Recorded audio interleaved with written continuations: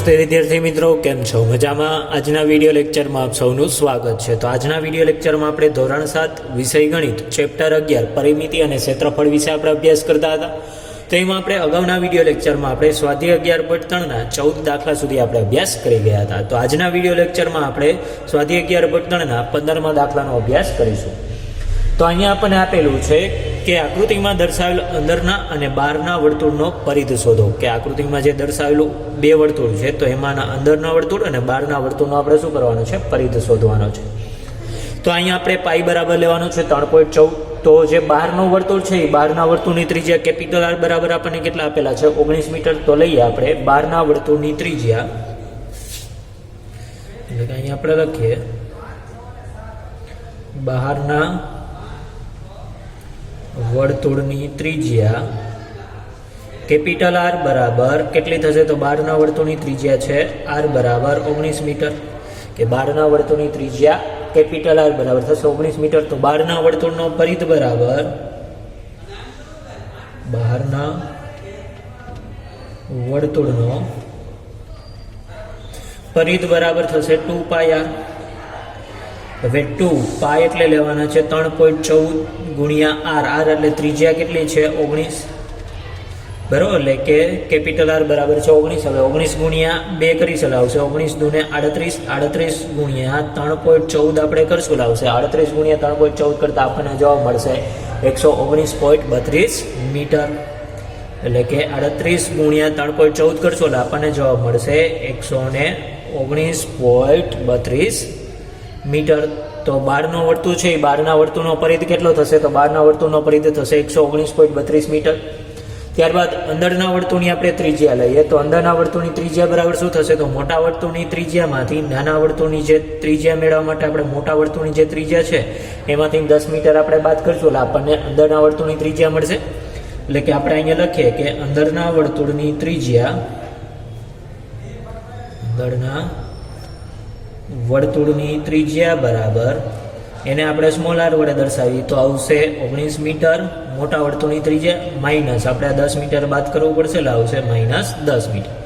તો 19 માઇનસ 10 કરશો એટલે આવશે 9 મીટર. તો અંદરના વર્તુળની ત્રિજ્યા સ્મોલ આર બરાબર કેટલા થશે? તો સ્મોલ આર બરાબર થશે 9 મીટર. તો હવે અંદરના વર્તુળનો પરિધ બરાબર, તો અંદરના વર્તુળનો પરિધ બરાબર, તો અંદરના વર્તુળનો પરિધ બરાબર શું થશે? તો 2 પાઈ સ્મોલ આર. હવે કિંમત મૂકી 2 પાઈ એટલે આવશે 3.14 ગુણ્યા આર એટલે કે સ્મોલ આર ત્રિજ્યા બરાબર કેટલા આવશે? તો સ્મોલ આર ત્રિજ્યા બરાબર આપણને કેટલા મળ્યા? 9. એટલે અહીંયા આવશે 9. તો 9 દૂને આ બેનો ગુણાકાર કરીએ આવશે 9 દુ 18 ગુણ્યા 3.14. હવે 18 ગુણ્યા 3.14 કરશો એટલે આપણને જવાબ મળશે 56.52 મીટર. કે 3.14 ગુણ્યા 18 કરશું એટલે આપણને ગુણાકાર કરતા જવાબ મળશે 56.52 મીટર. તો અહીંયા આપણે બહારના વર્તુળનો પરિધ થશે 119.32 મીટર, જ્યારે અંદરના વર્તુળનો પરિધ થશે 56.52 મીટર. એટલે કે અહીંયા આપણે લખીએ કે આ બહારના વર્તુળનો પરિધ, બહારના વર્તુળનો પરિધ 119.32 મીટર અને અંદરના વર્તુળનો પરિધ, અંદરના વર્તુળનો પરિધ 56.52 મીટર છે. ત્યારબાદ આપણે જોઈએ 16મો દાખલો. તો 16મા દાખલામાં આપણને આપેલું છે કે 352 મીટર અંતર કાપવા માટે 28 સેમી ત્રિજ્યાવાળા પૈડાએ કેટલા આટા ફરવું પડે તે આપણે શોધવાનું છે. હવે પૈડું છે એ વર્તુળના પરિધ જેટલું એક આટામાં અંતર કાપશે. તો હવે આટલું અંતર કાપવા માટે એને કેટલા પરિભ્રમણ કરવાની જરૂર પડશે તે આપણે શોધવાનું છે. તો અહીંયા પૈડાની ત્રિજ્યા આપણને કેટલી આપેલી છે? 28 સેમી આપેલી છે. એટલે અહીંયા આપણે લખીએ કે પૈડાની ત્રિજ્યા બરાબર, પૈડાની ત્રિજ્યા સ્મોલ આર બરાબર, તો પૈડાની ત્રિજ્યા કેટલી આપેલી છે? 28 સેમી આપેલું છે. એટલે કે પૈડાની ત્રિજ્યા બરાબર થશે 28 સેમી. પૈડાનું ક્ષેત્રફળ બરાબર શું થશે? તો પૈડાનું આપણે પરિધ લેવાનું થશે, કારણ કે એક પરિભ્રમણમાં એ પૈડાના પરિધ જેટલું અંતર કાપશે. એટલે કે આપણે અહીંયા લઈએ છીએ પૈડાનો પરિધ. પૈડાનો પરિધ બરાબર, તો પૈડાનો પરિધ બરાબર શું થશે? 2πr. તો 2π એટલે લેવાના છે આપણે 22/7 ગુણ્યા r એટલે આવશે 28. તો આ થશે 7 ચોક 28. હવે 22 દુ 44, 44 ગુણ્યા 4 કરશો લાવશે 44 ચોકુને 176. એટલે કે આવશે અહીંયા આપણે લખીએ તો આ 22 દુ 44, 44 ગુણ્યા 4. તો 44 ગુણ્યા 4 કરશો એટલે આપણને જોવા મળશે 176 સેન્ટીમીટર. બરોબર કે પૈડાનો પરિધ કેટલો થશે? તો પૈડાનો પરિધ છે 176 સેમી થશે. તો આમ પૈડું એક આટામાં કેટલું અંતર કાપશે? તો આમ પૈડું છે એક આટામાં 176 સેમી જેટલું અંતર કાપશે. એટલે કે અહીંયા આપણે લખીએ કે આ પૈડું એક આટામાં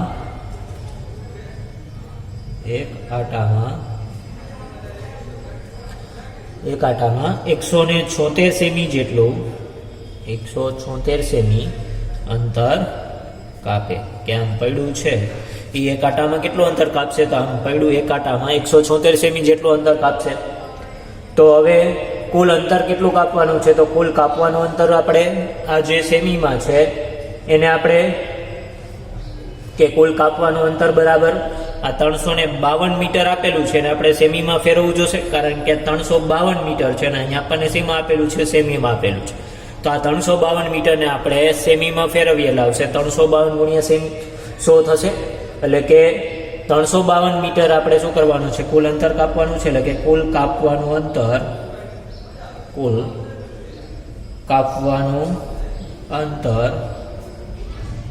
352 મીટર છે. તો 352 મીટરને આપણે શેમાં કરશું? સેમીમાં ફેરશું. એટલે 352 ને સેમીમાં ફેરવીએ. બરોબર કે કુલ કાપવાનું અંતર 352 મીટર છે. તો 352 ને આપણે શું કરશું? સેમીમાં ફેરવીએ. તો કુલ કાપવાનું અંતર બરાબર શું થશે? તો અહીંયા આપણે લખીએ કે કુલ કાપવાનું અંતર બરાબર, તો 352 મીટરમાં હતા, હવે એને સેમીમાં ફેરવે આવશે એટલે ગુણ્યા 100 સેમી. હવે 352 ગુણ્યા 100 કરી છે આવશે 352 એકા 352 અને 2 0 એટલે આવશે 35,200 સેમી. તો કાપવાનું કુલ અંતર કેટલું થશે? તો કાપવાનું કુલ અંતર થશે 35,200 સેમી.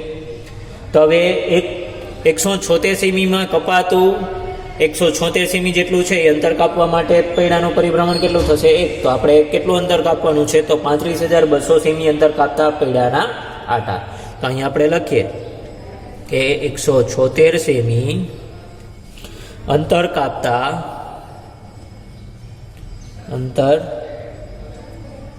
કાપતા પૈડાનો આટો 176 સેમી જેટલું અંતર કાપતા પૈડાના કેટલા આટા થાય છે? તો આવશે 1. તો અહીંયા આપણે કેટલું અંતર કાપવાનું છે? 35,200. તો 35,200 સેમી અંતર કાપતા પૈડાના આટા બરાબર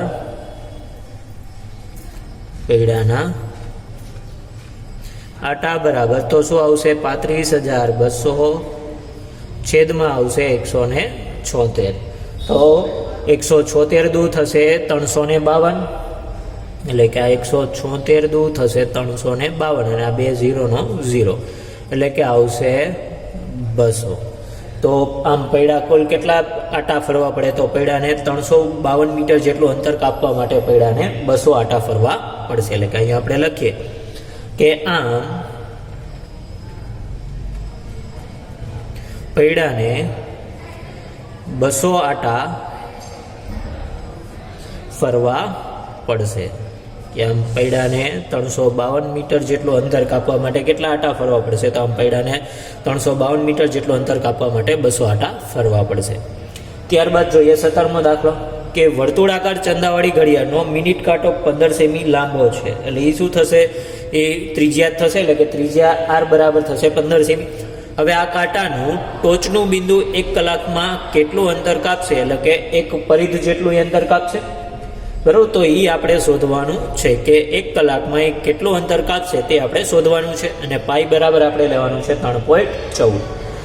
તો ઘડિયાળના જે મિનિટ કાંટાની લંબાઈ છે એ શું થશે? વર્તુળની ત્રિજ્યા થશે. એટલે કે આવશે આર બરાબર 15 સેમી, એટલે કે અહીંયા આપણે લખીએ કે ઘડિયાળના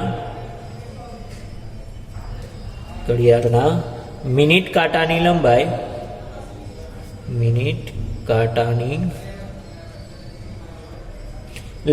કેટલી છે? તો ઘડિયાળના મિનિટ કાંટાની લંબાઈ છે 15 મીટર, ઓલો 15 સેમી, કે ઘડિયાળના મિનિટ કાંટાની લંબાઈ છે 15 સેમી. તો હવે ઘડિયાળ માનતા વર્તુળની ત્રિજ્યા મિનિટ કાંટાની લંબાઈ જ થશે, કે ઘડિયાળથી જે આખું વર્તુળ બને છે એ વર્તુળનો જે મિનિટ કાંટાની લંબાઈ છે એ શું થશે? વર્તુળની ત્રિજ્યા થશે. એટલે કે અહીંયા આપણે લખીએ કે ઘડિયાળમાં બનતા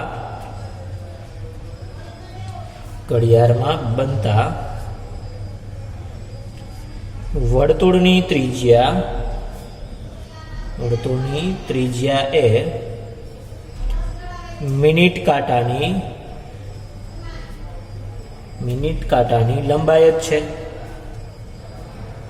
કે ઘડિયાળમાં જે બનતું વર્તુળ છે એ બનતા વર્તુળની ત્રિજ્યા શું છે? તો મિનિટ કાંટાની લંબાઈ જ છે.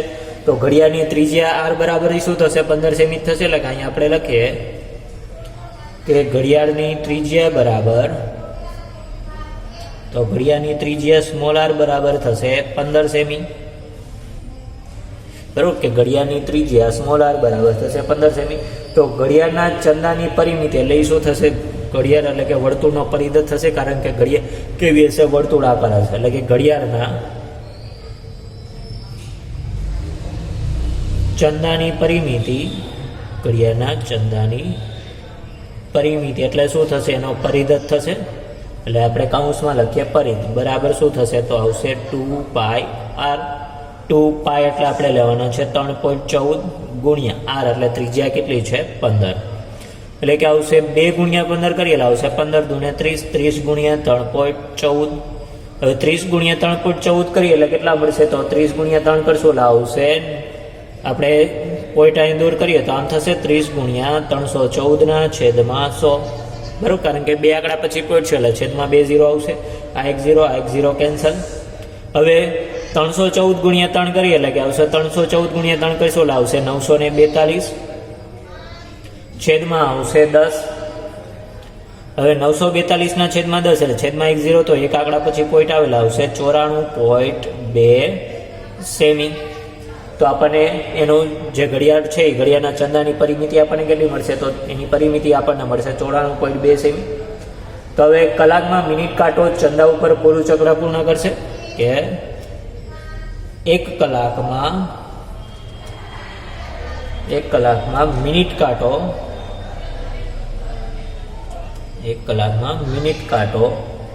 ચંદા ઉપર પૂરું ચક્ર પૂર્ણ કરે, પૂરું ચક્ર ફરે છે. કે 1 કલાકમાં મિનિટ કાંટો છે એ ચંદા ઉપર શું કરે છે? પૂરું ચક્ર ફરે છે. એટલે કે મિનિટ કાંટાની ટોચ 1 કલાકમાં, એટલે કે મિનિટ કાંટાની ટોચ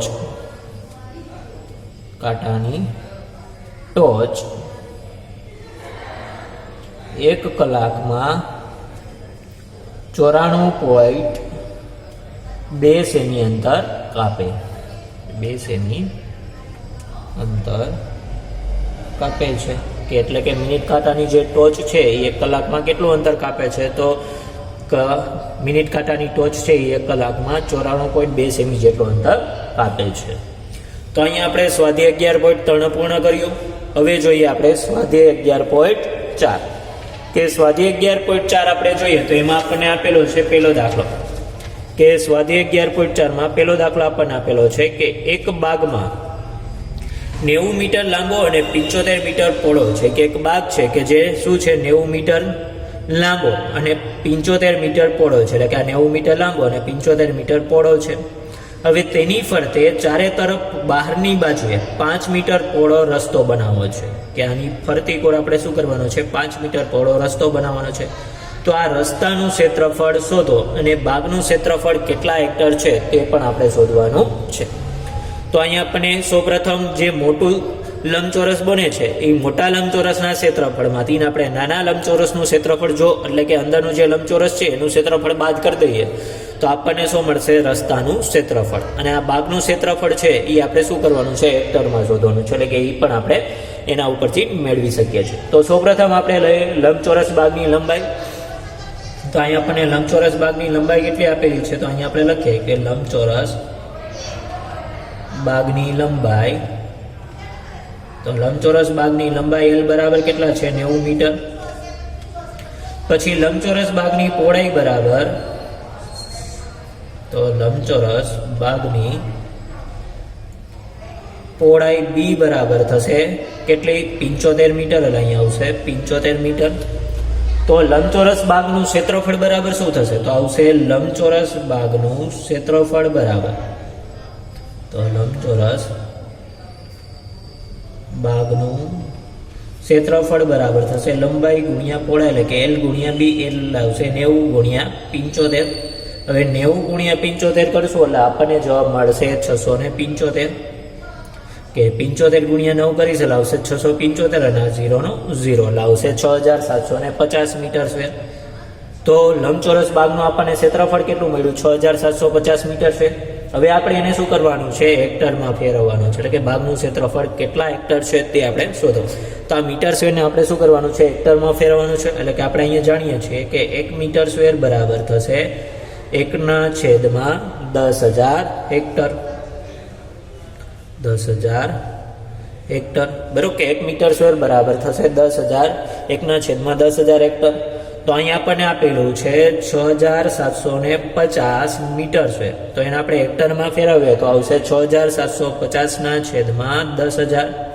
એટલે કે આ 6750 આવશે 10,000.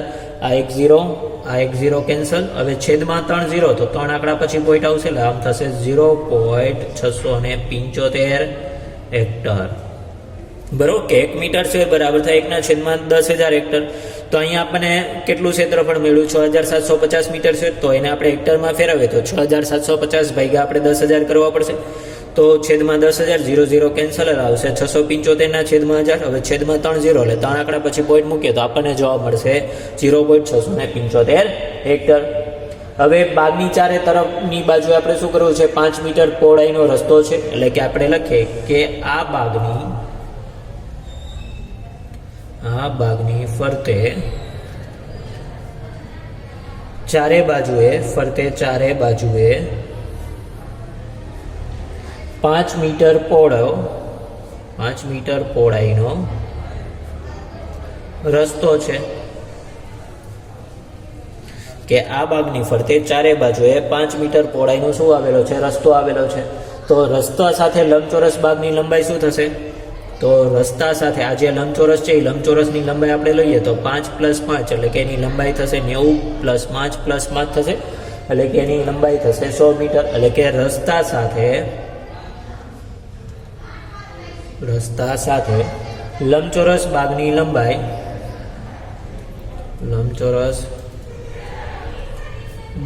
લંબાઈ બરાબર થશે 90 + આ 5 + આ 5, એટલે કે આવશે 5 + 5, એટલે કે 90 + 5 + 5 કરશો એટલે આવશે 90 5 95, 95 ને 5 100 આવશે 100 મીટર. ત્યારબાદ રસ્તા સાથે લંબચોરસ બાગની પહોળાઈ આપણે લઈ તો રસ્તા સાથે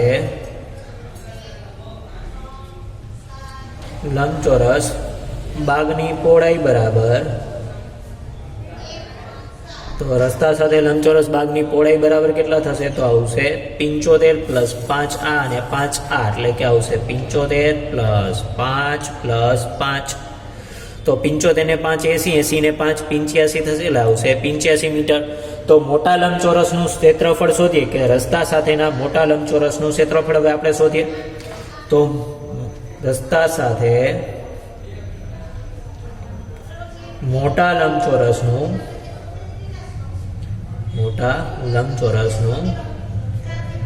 ક્ષેત્રફળ બરાબર, તો રસ્તા સાથે મોટા લંબચોરસનું ક્ષેત્રફળ બરાબર શું થશે? તો આવશે લંબાઈ ગુણ્યા પહોળાઈ, એટલે આવશે લંબાઈ ગુણ્યા પહોળાઈ.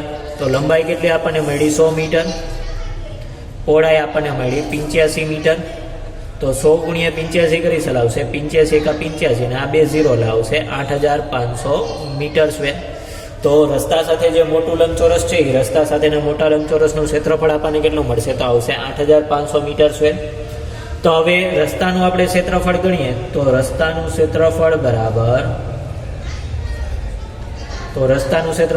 શું થશે? તો મોટા લંબચોરસના ક્ષેત્રફળમાંથી નાના લંબચોરસનું આપણે ક્ષેત્રફળ બાદ કરવાનું થશે. એટલે કે આવશે મોટા લંબચોરસનું ક્ષેત્રફળ માઇનસ નાના લંબચોરસનું અથવા તો ભાગનું ક્ષેત્રફળ. તો મોટો જે લંબચોરસ છે એ મોટા લંબચોરસનું ક્ષેત્રફળ આપણને કેટલું મળ્યું? 8500.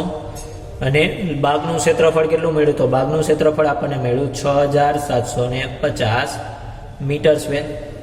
એટલે કે 8500 metre square minus 6750 metre square કરશું એટલે આપણને જવાબ મળશે 1750 મીટર સ્ક્વેર. કે 8550 મીટર સ્ક્વેર છે એ મોટા લંબચોરસનું ક્ષેત્રફળ છે. એમાંથી આપણે ભાગનું ક્ષેત્રફળ બાદ કરશું એટલે આપણને મળશે રસ્તાનું ક્ષેત્રફળ. તો રસ્તાનું ક્ષેત્રફળ બરાબર થશે 8500 મીટર સ્ક્વેર માંથી આપણે 6750 મીટર સ્ક્વેર બાદ કરશું એટલે આપણને જવાબ મળશે 1750 મીટર સ્ક્વેર. તો રસ્તાનું ક્ષેત્રફળ કેટલું થશે? તો રસ્તાનું ક્ષેત્રફળ થશે 1750 મીટર સ્ક્વેર. એટલે કે અહીં આપણે લખીએ કે આ ભાગનું ક્ષેત્રફળ 0.675 કે ભાગનું ક્ષેત્રફળ 0.675 હેક્ટર અને રસ્તાનું ક્ષેત્રફળ 1750 મીટર સ્ક્વેર હોય અથવા તો થાય.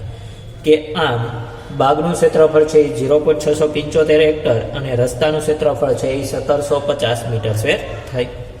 ત્યારબાદ આપણે જોઈએ બીજો દાખલો. તો બીજો દાખલો અહીંયા આપણને આપેલો છે કે 125 મીટર લંબાઈ કે આ 125 મીટર લંબાઈ અને 65 મીટર પહોળાઈ ધરાવતા એક લંબચોરસ ભાગની ફરતે ચારે તરફ બહારની જુએ 3 મીટર પહોળો રસ્તો છે.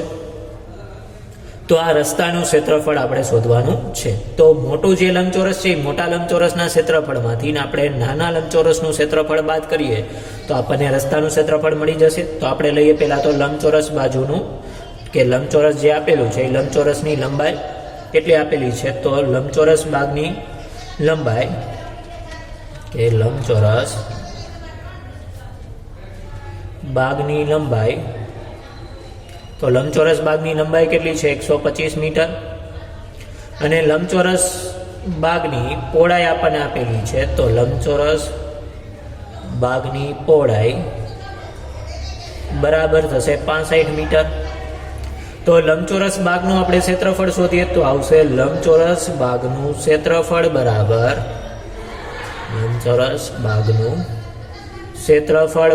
થશે લંબાઈ ગુણ્યા પહોળાઈ લાવશે L ગુણ્યા B. લંબાઈ કેટલી છે? 125 મીટર. પહોળાઈ છે 65 મીટર. તો 125 ગુણ્યા 65 કરશું એટલે આપણને જવાબ મળશે 8125 મીટર સ્ક્વેર. 125 ગુણ્યા 65 કરશું એટલે આપણને જવાબ મળશે 8125 મીટર સ્ક્વેર. તો લંબચોરસ ભાગનું ક્ષેત્રફળ કેટલું મળ્યું? તો આપણને 8125 મીટર સ્ક્વેર મળ્યું. તો હવે આ ભાગની ફરતે ચારે બાજુ શું આવેલું છે? તો રસ્તો આવેલો છે. એટલે કે આ ભાગની ફરતે ચારે બાજુએ 3 મીટર પહોળો અથવા તો 3 મીટર પહોળાઈનો રસ્તો છે. તો રસ્તા સાથે ભાગની લંબાઈ કેટલી થશે? તો અહીંયા આપણે લખીએ કે રસ્તા સાથે ભાગની લંબાઈ બરાબર